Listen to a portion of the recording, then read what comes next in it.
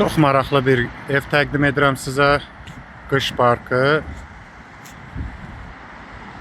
Şəhərimizin ən gözəl yerlərindən biri Heydər Əliyev Sarayının yaxınlığı.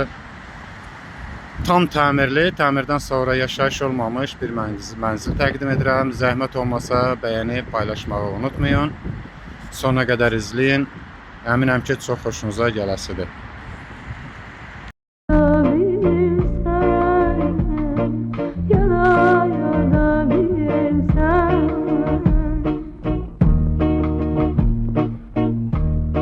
Arzuda inan,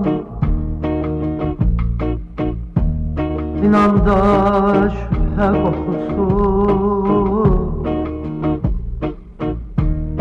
ümitte saadet,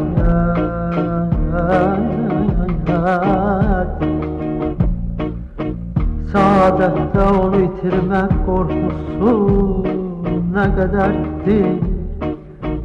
Ne kadardır, ne kadardır.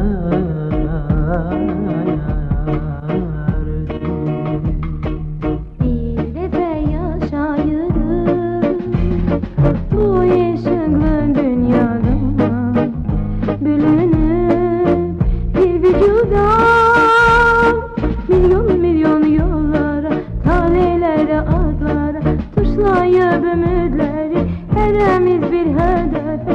Bir defa yaşayırım, heremiz bir cerrah.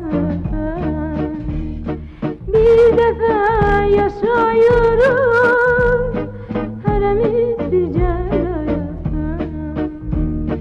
Öylesini sever ki bu sevgi ömrümüzü, bu sevgi ömrümüzü